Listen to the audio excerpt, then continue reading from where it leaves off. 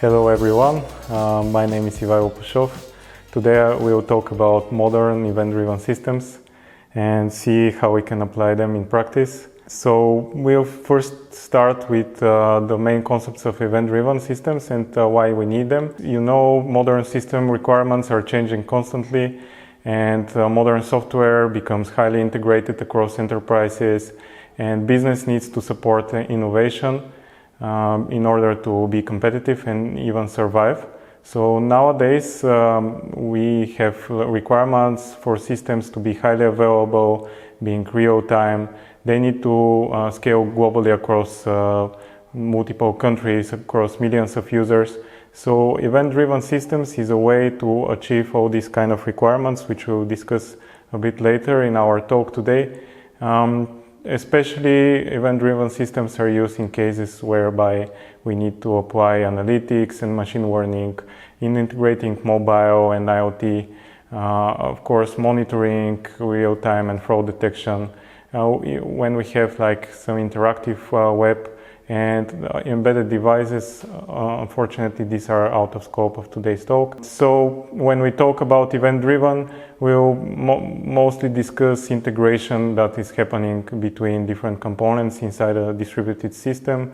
Usually an event is created as part of something that happened, like a mouse click or even a hardware interrupt that occurred and being recognized by a process, by a software. And then we usually listeners register them to the source and receive these events. But events are usually carried in event-driven systems over messages that allow inter-process communication. And a message is a means of exchanging information between different processes, whereby we just have an addressable recipient. So nowadays we have mostly two types of messaging integration, brokerless one and with a broker. So brokerless is usually much simpler in terms of topology.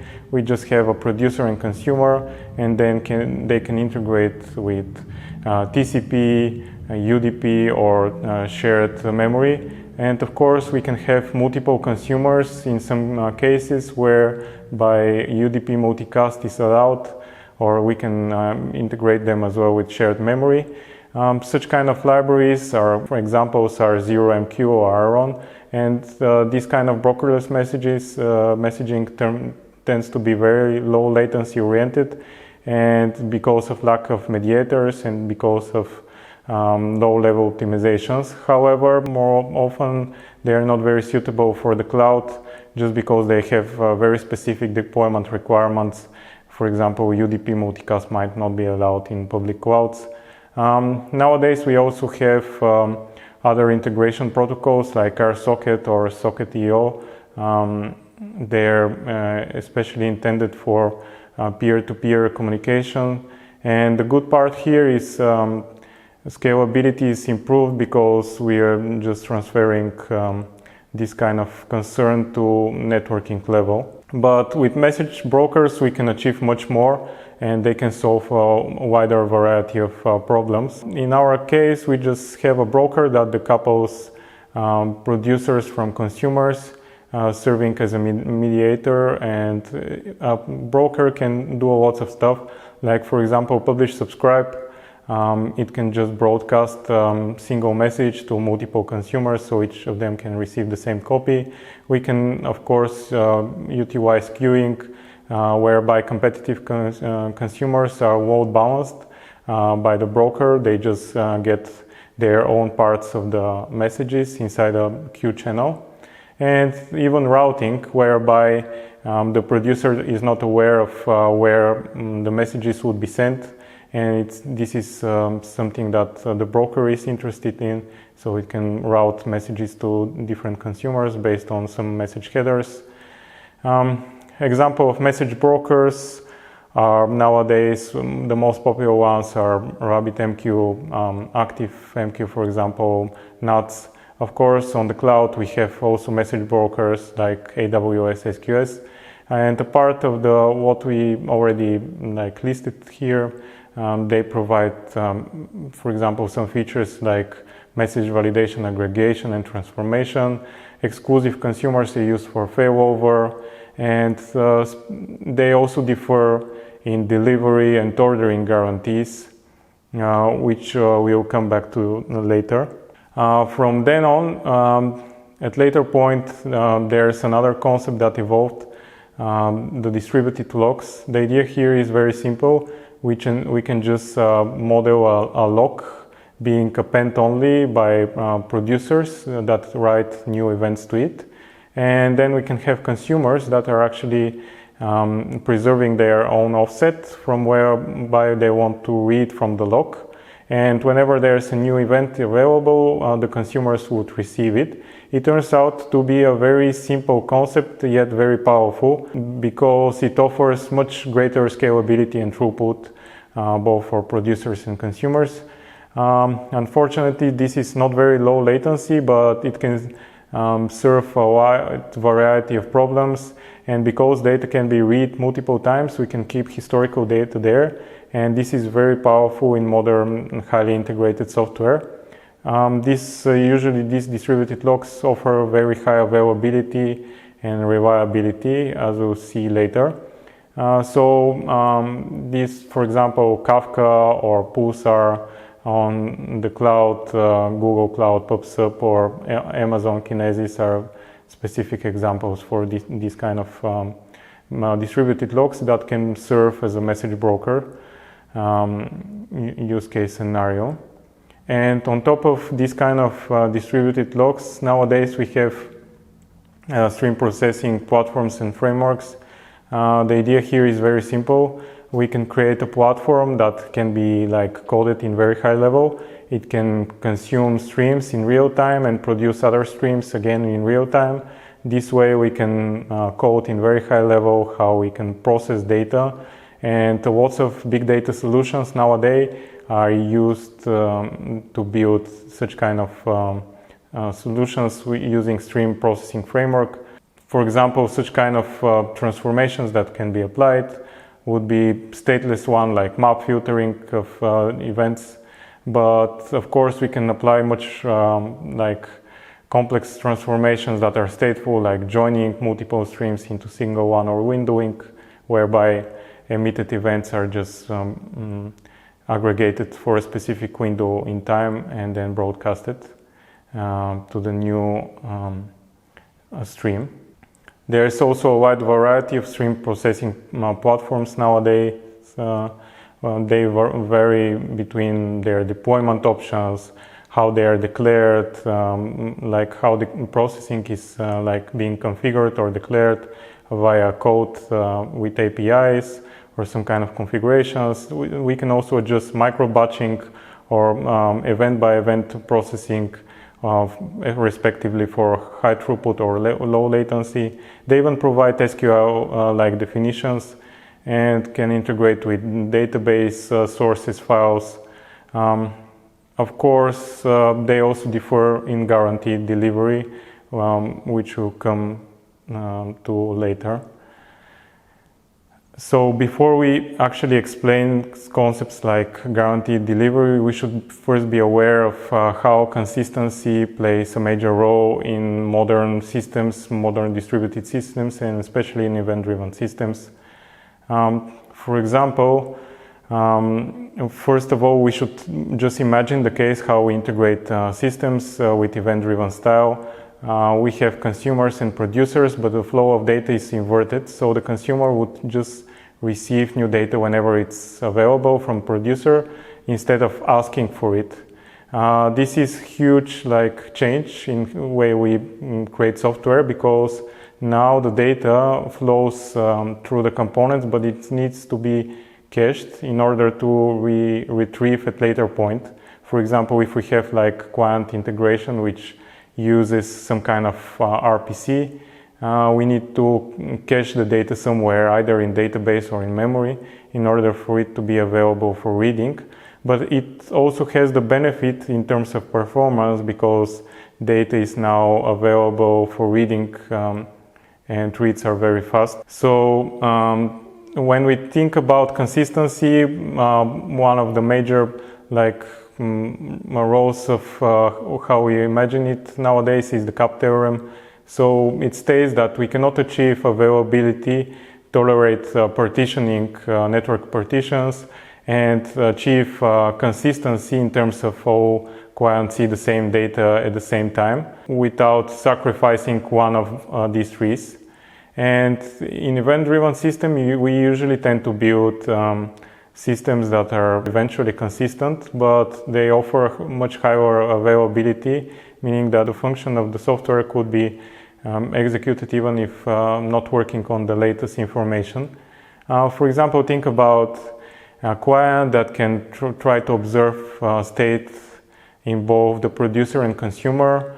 We have also broker as a mediator. In the same time that these requests are executed, we might have inconsistency because the consumer hasn't applied yet all the changes that have been received from the producer.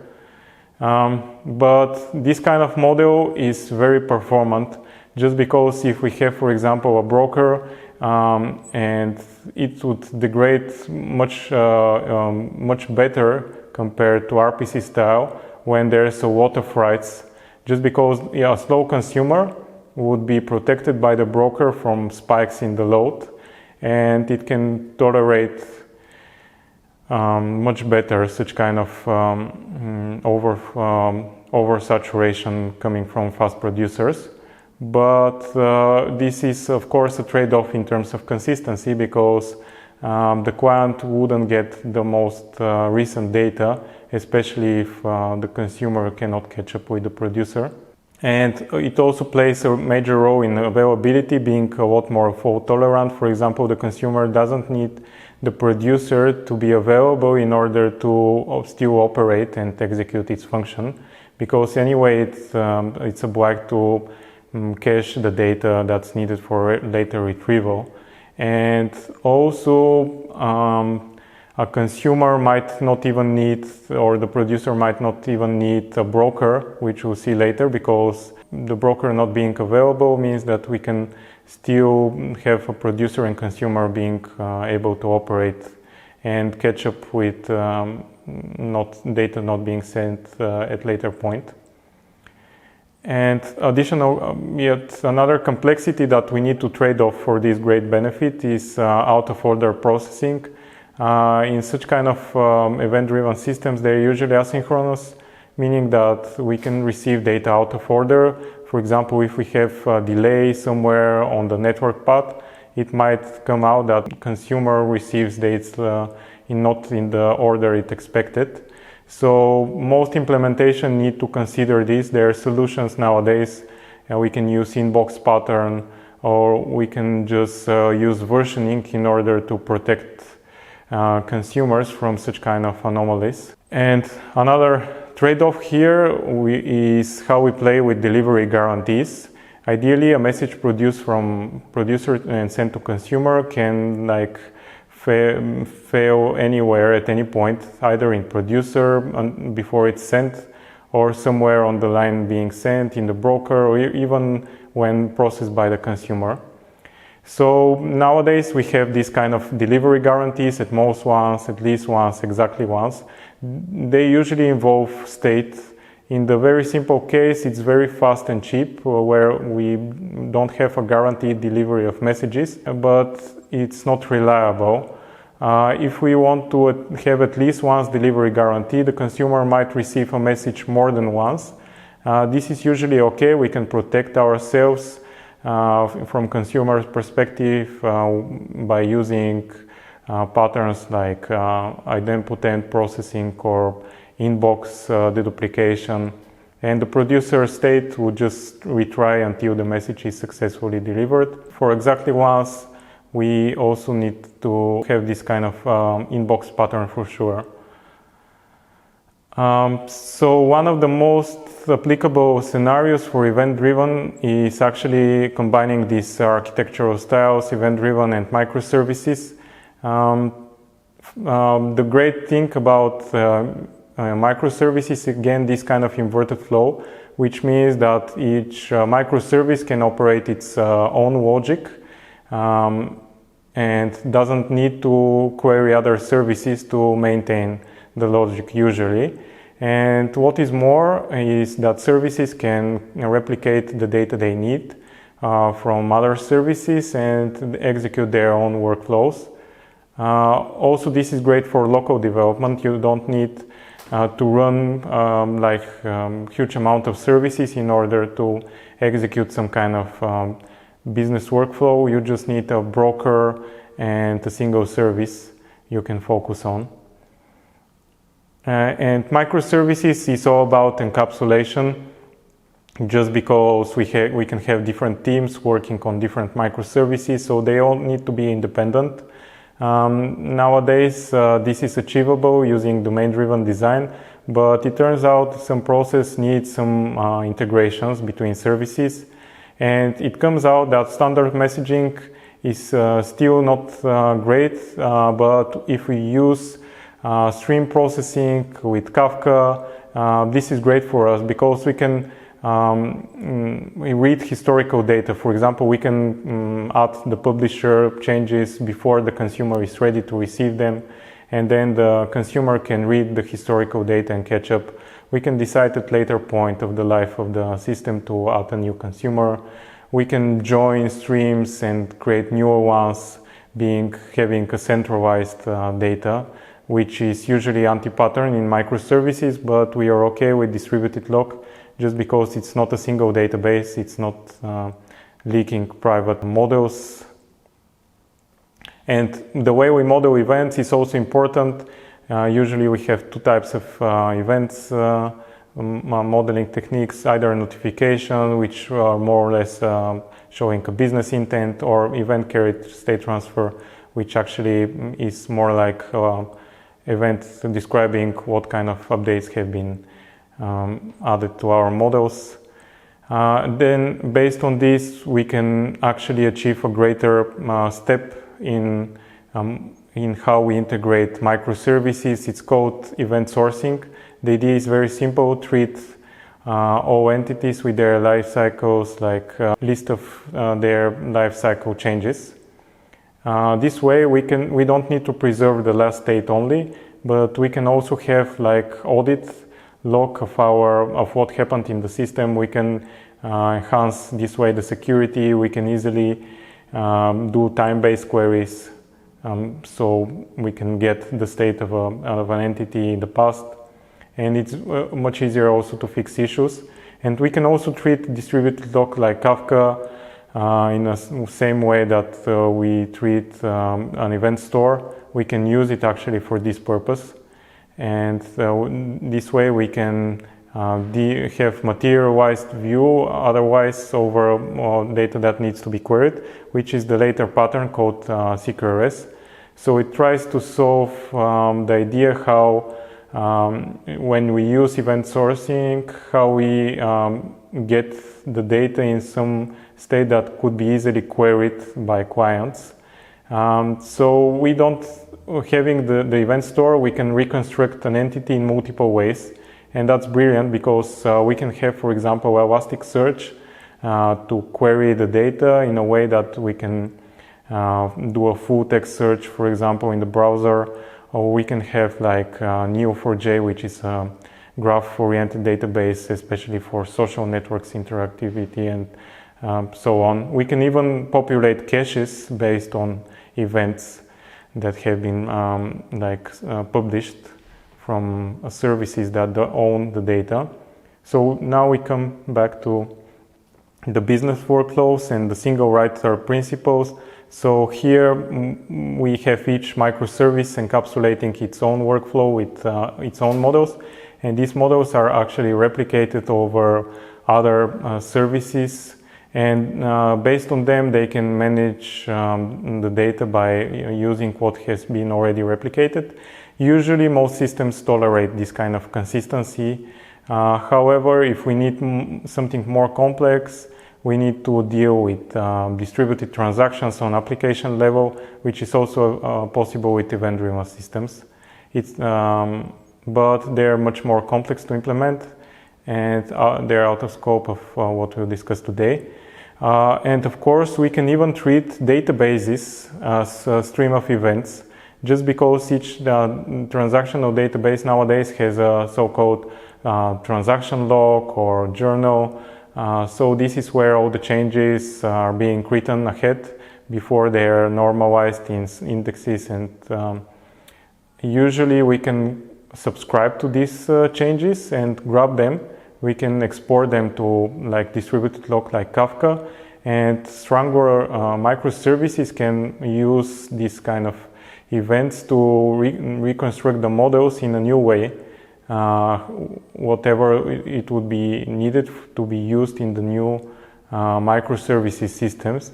And the great thing is we can operate the new microservices together with the old ones seamlessly, and if we decide to disable it, we can just stop the monolith functionality and switch to the newer microservices by keeping all data in sync. And event-driven is also changing other aspects of software that we build today, like web and mobile. Think about, for example, real-time updates that we want to receive, like dashboards or stock prices being updated on our screens. So this kind of data is changing very often. It's usually very convenient to have this kind of data being sent as in an event-driven way. And we can build architectures based on combining server-sent events or HTTP long polling techniques with long-lived HTTP connections to our application servers that are serving as mediators in the backend. And the application server could easily read from a streaming platform or a distributed log to catch up with historical data, sending it to devices that have fallen behind. And also this can seamlessly work for offline mode, just because the devices would always receive the latest data whenever it's available. So if an application needs to operate offline, it would have all the data that it needs at disposal. In similar fashion, we can implement web push mechanism to broadcast any notifications to mobile devices or to in-web browser. And event-driven is also great if we want to build some kind of real-time interaction between users. Think about multiplayer games, think about collaboration tools like Google Docs, think about chat. So all of them could be easily done with event-driven systems. In our case, here you can see an architecture whereby edge devices are connecting to some kind of web server, and this could be easily created with actor model on the backend, for example, to receive events, to initiate the game state in case we have a multiplayer game. And players can just send as events their actions. The game server could control, validate where their actions were correct, and then it can broadcast all the game state changes that needs to be displayed on the screen. And this is great. We can even use some kind of already existing messaging protocols like MQTT when we deal with mobile devices. Think about chat. This is a great option if we also want to have very low power consumption. And when we think about big data, streaming is a great option to implement it, and streaming is built on top of event-driven systems. For example, we can implement real-time ETLs, replicate data from existing databases live, and do any kind of stream processing. We can even use standard JDBC or ODBC APIs to get all historical data and put it into a stream processing framework that would denormalize the data and put it in other databases that are especially optimized for specific use case scenarios like analytics or any kind of relational workflows.